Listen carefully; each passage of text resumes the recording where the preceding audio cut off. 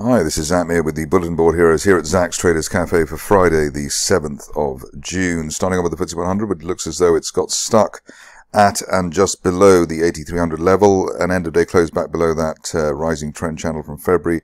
82.40 could take us down to the 50-day line, 81.50, even if we then rally back again. The only positive at the moment is that we can get an end-of-day close back above 8,300 then. We could then make progress towards the top of that channel there from back in February as high as 8,700, but obviously at the moment that feels like it's a long way away. But at least 81.50 in the 50-day line looks to be the worst on offer at the moment. In terms of the RSI, we've had a double failure at that broken uptrend line there from back in January, and that is a double leading indicator on a potential move down to that 50-day line. So let's see if the charting works. Moving on to the DAX, and here, stuck at that line there, resistance line there from last month at 18,800. Below that, obviously, the risk of a retest of the 50-day line in the floor of that rising trend channel from October, 18,300. Worst case at the moment is that we have to go down to April-May support below 17,800. But hopefully, we can just about have the 50-day line as the support area.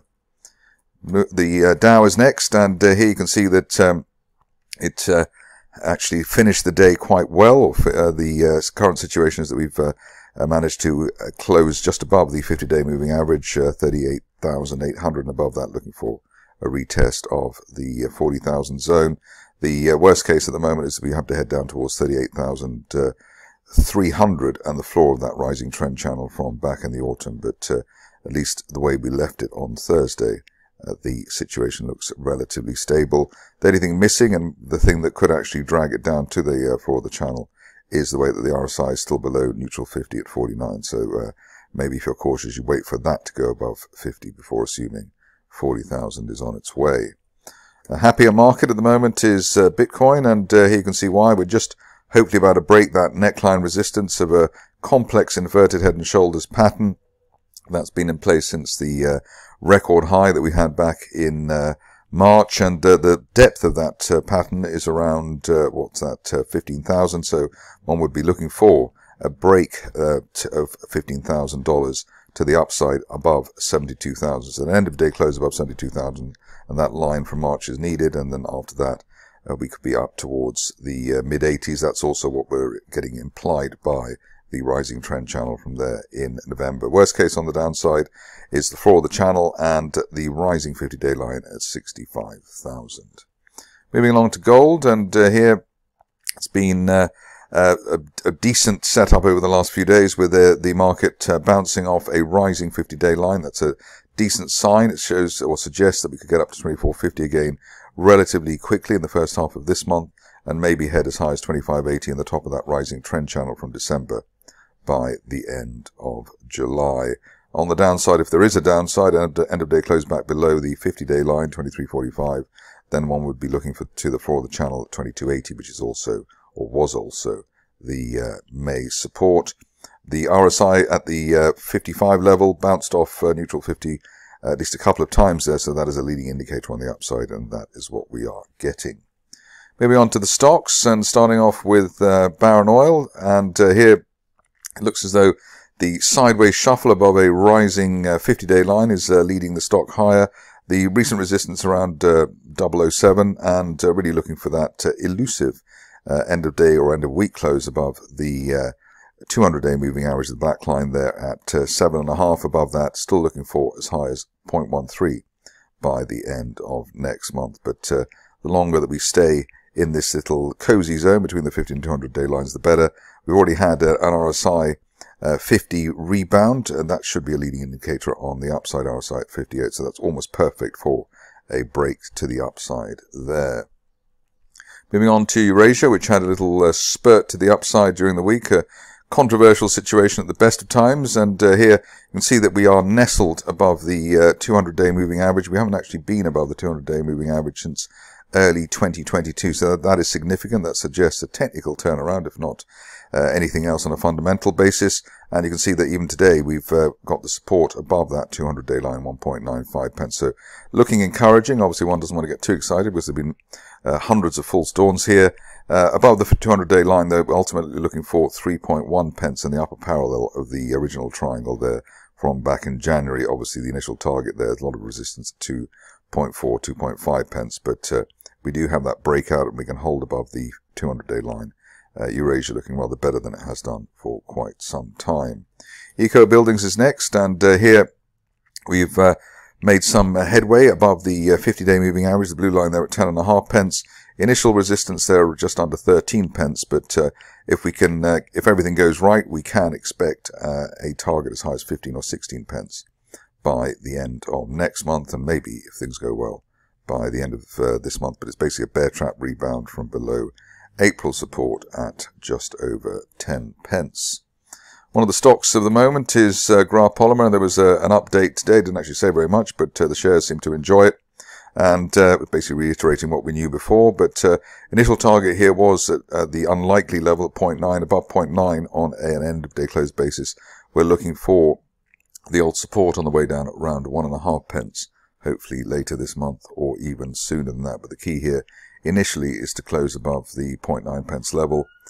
Then maybe, if you're fussy, the 200-day line at 0.98. But the positive there on the RSI windows is that we've had a rebound above neutral 50, so that is a leading indicator on the upside, as is that U-shaped turnaround that we've seen from today.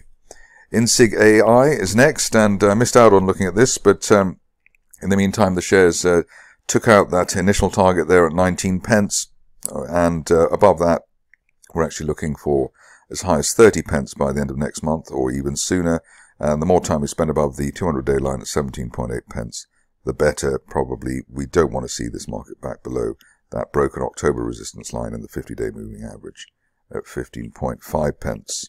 On to Jersey Oil and Gas, which gave people a bit of a pie in the face during the week actually. We were expecting or hoping that the shares would head towards the 200-day line, which they narrowly missed last month. The current situation, though, there is an opportunity in the sense that one of the rules of this game is that an end-of-day close back above the top of, or the bottom of a gap rather, is a potential buy signal.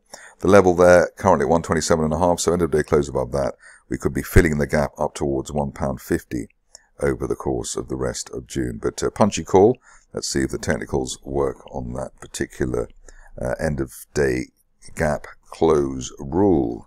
On to Mosman, which is hopefully well, actually, it's already hit our target now, 0.33. We were looking at that for quite some time, so that's a big tick, and it was a long time coming. In fact, we're looking, it's almost like a more advanced stage than, in the technical sense, of an advanced version of barren oil. And here, above 0.33, looking for fresh targets here, which will emerge when I've drawn the line, which is basically heading towards the 0.47 area, and we're looking for that by the end of next month, certainly, and maybe if we're lucky and momentum starts to gather by the end of this month. Upside value while we're above recent broken resistance around 0.27, and ideally we stay above 0.33, but very pleased to see that situation work out. On to Novacyt, and here the situation's been rather messy, but we had a gap close buy signal yesterday, and basically making progress on that. In fact, it's effectively a double gap fill situation, so we filled the gap up to 66 pence as well. Above that top gap there, if you can call it that, we're looking for 80 pence, which is well, previously our target at that resistance line there from back in September. Ideally, we stay above the lower gap level there, 63, so above 63, looking for 80 plus on Novacyt. On to Physiomics, which I believe from memory had a decent RNS today, contract win, island reversal, so gapping down in May and gapping up today on that news, and so we are justified in looking for a top of September triangle target there as high as 2.3 pence by the end of next month, and ideally we have a swift end of day close above the rising 200-day moving average. In fact, both the 50 and 200-day lines are now rising, which suggests that we're in the run-up to a golden cross, and that is a strong part in the technical cycle. upside value, at least while we're above 1.3 pence in the 50-day line on a mid-close basis. Another stock which has hit the targets is Petrofac, and here you can see that the support on the way down there back in April, it came into play. So that was around the 14.5 pence level. It was yesterday's low, and it's also enabled the shares to fill the gap down there, which was our target, 22.75 pence, by a decent margin as well.